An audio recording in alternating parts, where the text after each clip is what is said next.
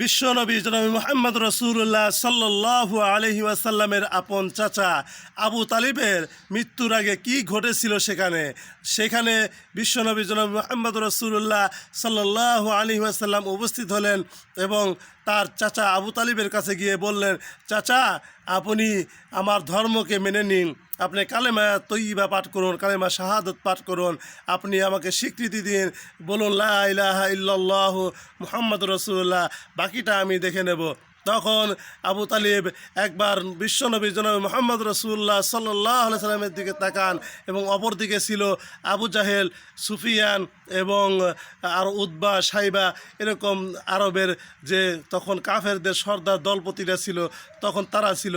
আবু জাহেল বলছে, খবরদার আবু তালিব, অবশ্যই তুমি মুহাম্মাদের ধর্ম মানবে না, কারণ তুমি এতদিন ছিলে বাপ দাদা ধর্মের উপরে, এখন মৃত্যুর সময় যদি ওই ধর্ম মেনে নাও তোমার নাক কাটা যাবে।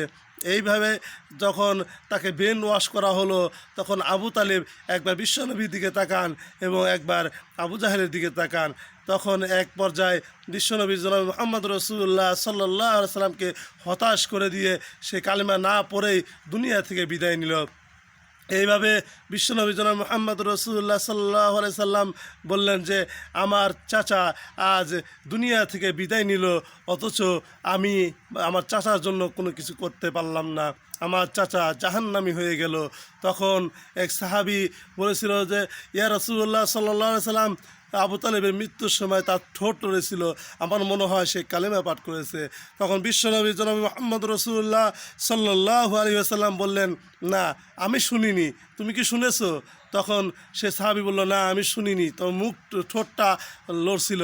তখন বললো যে, ওই ঠোঁট লড়াতে কোনো কাজে আসবে না, যদি সে স্বীকৃতি দিত তাহলে অবশ্যই আল্লাহ রাব্বুল আলামিন হয়তো তাকে ক্ষমা করে দিতেন। এইভাবে নবীজির চাচা আবু তালিব জাহান্নামী হয়ে গেল। সে নবীজির জন্য, নবীজি সাল্লাল্লাহু আলাইহি সাল্লামের জন্য কি করে নাই, তার জন্য সে জেল খেটেছিল, তার জন্য সে শিয়াবে আবু তালিবে 3টি বছর জেল খেটেছিল, তার জন্য অনেক কষ্ট করেছিলেন তিনি। এবং এমনকি আপন সন্তান আলী এবং জাফর রাদিয়াল্লাহু তাআলা আনহুদের চেয়েও অনেক বেশি ভালোবাসতেন জনাব মুহাম্মদ রাসূলুল্লাহ সাল্লাল্লাহু আলাইহি সাল্লামকে। কিন্তু শুধু ভালোবাসার কারণে কি আর জান্নাত পাওয়া যায়? বিশ্বনবীর সাল্লাল্লাহু আলাইহি সাল্লামের কে ভালোবাসতে হবে একেবারে কিভাবে? অনুসরণ করে, সে যে কাজগুলো করতে বলেছে সেই কাজগুলো করার মাধ্যমে তার ভালোবাসা লাগবে এবং সেই ভালোবাসা দিয়েই বিশ্বনবী জনাব মুহাম্মদ রাসূলুল্লাহ সাল্লাল্লাহু আলাইহি সাল্লামকে সম্মান জানাইতে হবে।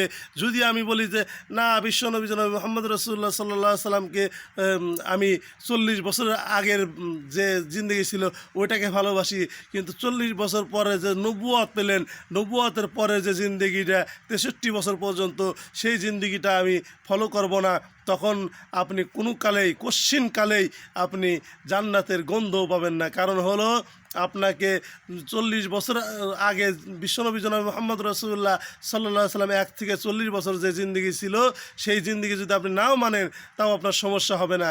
আর যদি 40 থেকে যে 63 বছর বয়স পর্যন্ত এই জিন্দেগিটুকু যদি না মানেন, আপনি মুসলমান থাকতে পারবেন না, আপনাকে মুসলমান বলে গণ্য করা হবে না।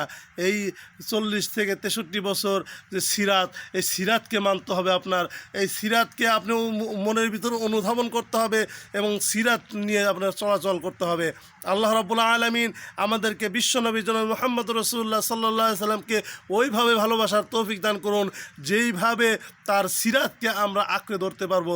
তার সিরাতকে আঁকড়ে ধরে তাকে অনুসরণ করে, তার দেখানো পথ অবলম্বন করে আমরা যেন আল্লাহ রাব্বুল আলামিনের দেওয়া জান্নাতে আমরা উপস্থিত হতে পারি এবং সেখানে বিশ্বনবী জনাব মুহাম্মদ রাসূলুল্লাহ সাল্লাল্লাহু আলাইহি সাল্লামের সাথী আমরা হতে পারি।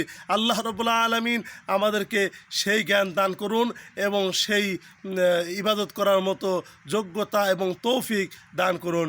আমরা সকলে বলি আমিন। আল্লাহ তাআলা আমাদের বোঝার তৌফিক দান করুন, আমিন। আসসালামু আলাইকুম ওয়া রাহমাতুল্লাহ।